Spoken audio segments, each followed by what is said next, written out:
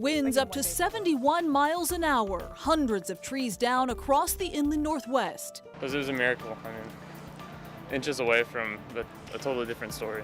A close call for one South Hill family after a tree crashed into their bedroom.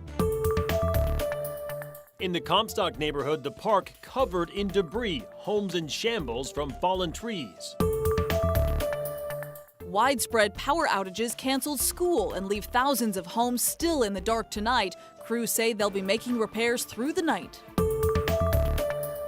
I woke up in the middle of the night worried about it, and by then it was too late. Restaurants already struggling with COVID-19 restrictions. Now they're having to deal with the aftermath of today's storm. And in North Idaho, neighborhoods and city streets are still in the cleanup stages. It's the same story across the region. It will take time to repair all the damage from Windstorm 2021. Well, a very powerful windstorm wreaking havoc across the inland northwest today. Gusts topping 70 miles an hour knocked over trees, brought down power lines, and at one point left nearly 100,000 people across the region without power. Spokane South Hill was hit especially hard. Dozens of massive ponderosas that dot the neighborhood were brought down this morning. And sadly, the storm did turn deadly when a tree fell on a car, killing the woman inside. And a Post Falls man also dead after a tree fell into Highway 97 this morning. Welcome, everyone. Thank you for joining us for the special hour-long edition of KREM 2 News at 4. I'm Mark Hanrahan. Welcome, everyone. I'm Whitney Ward. It was a miracle. I mean, inches away from a totally different story. So when you see these pictures, it's kind of hard to believe the two people in this bed even survived. That branch punched right through the roof of their South Hill home and nearly impaled the wife. KREM 2's Tim Pham spoke with the family today. He joins us live on the South Hill at this hour. And Tim, my goodness, it does not get much closer than that. My goodness is right, Mark. Yeah, very frightening moments for this family. A very close call at this home. I want to show you where it happened. A tree snapped in half in this backyard. It didn't just land on this family's home's roof. It pierced through the roof, barely missing a mother of three. We all heard it.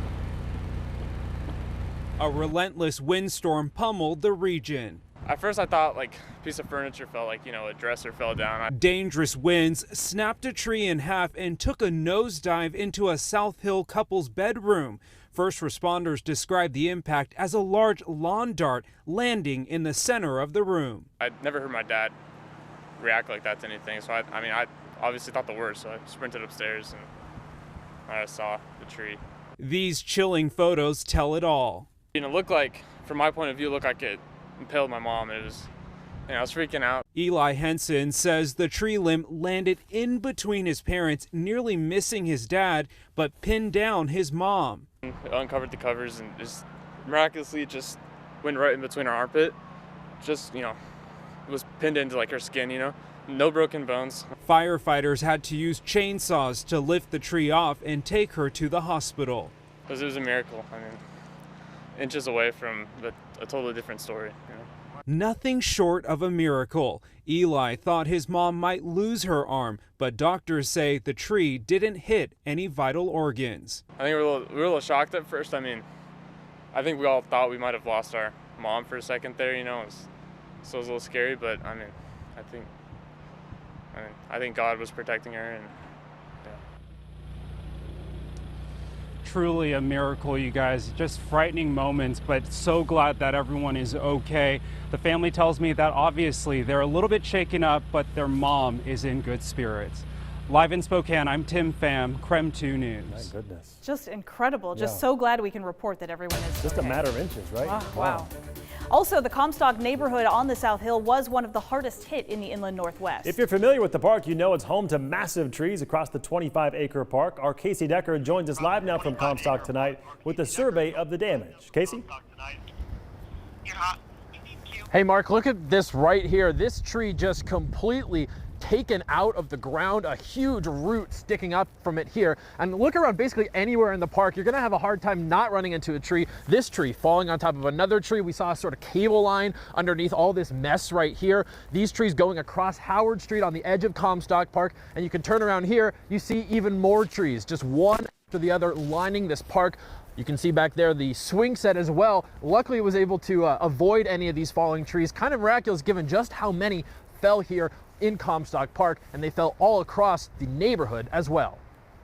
Dozens and dozens of massive trees have fallen throughout Comstock Park, rendering large sections of it impassable. Huge holes in the grass where evergreens fully uprooted. Some of the trees that survived nonetheless bent into sharp angles, a frightening sight as the wind continues to blow. Of course, where trees cause real problems is on the nearby streets. A few blocks away, this tree fell on a house. Luckily, no one was hurt. And take a look at these pictures from inside the home, a gash in the ceiling. Insulation strewn all over the floor. The homeowner says a crane will be required to remove the tree. Luckily, she has insurance. She called down trees a part of life on the South Hill. In the 2015 storm, she lost a tree in her front yard, and another across the street collapsed onto her fence. This year, the house just behind hers hit as well. The top half of the same tree breaking clean off and impaling that roof. Home video showing what the huge hole looks like from the inside. Again, insulation everywhere.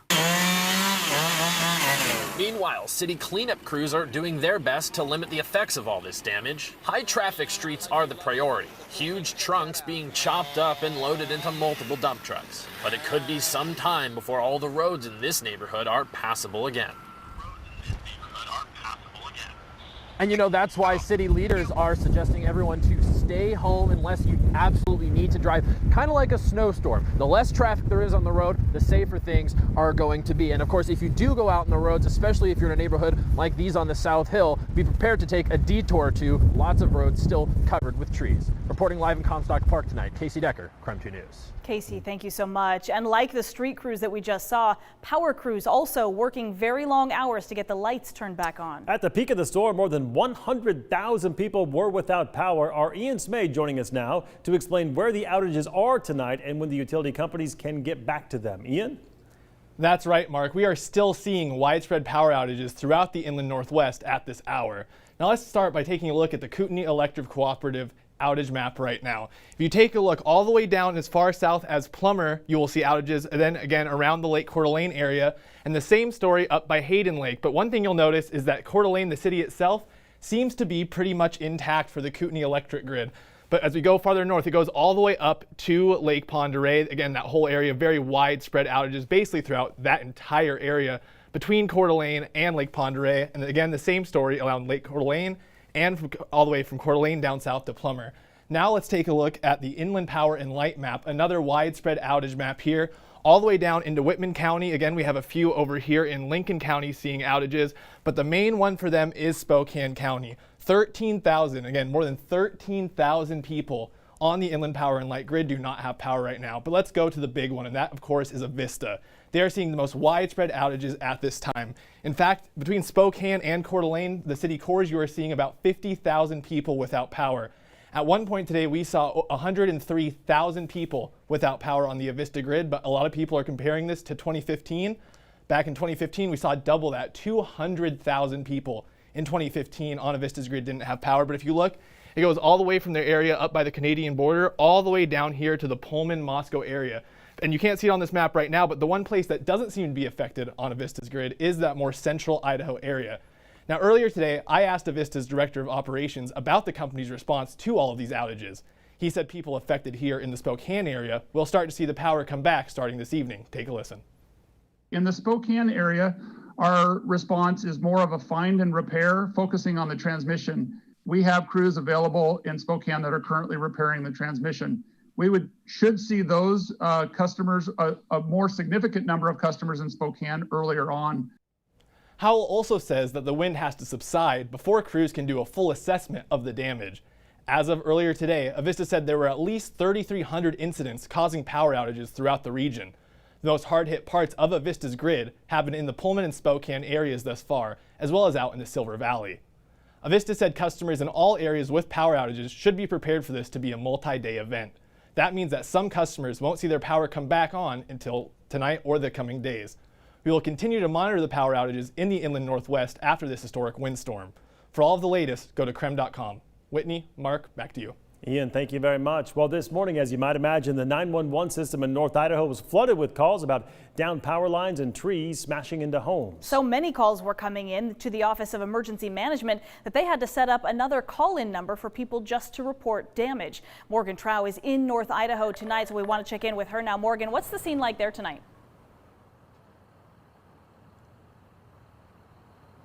Mark, Whitney, it's hard to drive down the street without running into tree damage from cars, from different trees falling onto houses as well. So residents in Fernand Lake woke up to trees falling all over the place. And I don't know if you can see this, but this tree root is probably more than 5 feet tall. This definitely shows how fast the winds were going this morning. The family said they were in the living room across the home from the garage, so no one is hurt. Here is more damage from another family I spoke to. The 50-mile-per-hour winds woke Mike Faulkner and his family up. You could just tell the sound of like a tree falling, you know, like we jumped up and I got the kids in the basement and then we just ran out of the house. I threw all their clothes in a laundry basket and split. Luckily, his home was not severely damaged, but his neighbor's was. Their tree split the house, but they weren't home. Faulkner's large front yard tree fell, falling into a neighbor's fence, narrowly avoiding the house. He said he's fortunate, but another tree is dangerously close to falling over. They are trying to find another place to sleep tonight, not wanting to risk the tree falling overnight.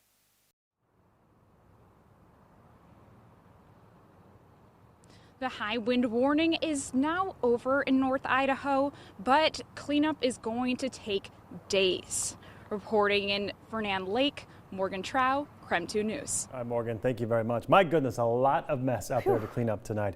Let's talk about weather now. Meteorologist Thomas Patrick joining us in the studio tonight. Thomas, is the wind over yet? When's it coming to an end? Yeah, well, after we had that very intense burst of wind in the early morning hours, it's just been a very windy day through this point, but those winds will very quickly come to an end within a couple hours here. But let's quick recap. These are the strongest wind gusts that we saw today, and they're quite clearly as a corridor between south central Washington through the Palouse and up towards Spokane and Coeur d'Alene, where we're seeing those wind gust reports of upwards of 60 to even 70 miles per hour. This particular map doesn't even include that 71 mile per hour wind gust that the airport reported from this morning. Now let's look at future tracker. Between now and even 6 o'clock tonight, there's a lot less of the red shades on the contouring. Those winds will ease up significantly after about 6 o'clock this evening. By the time we get to about midnight, most of the wind speeds will be near calm. So how quickly we go from the near hurricane force winds from this morning to just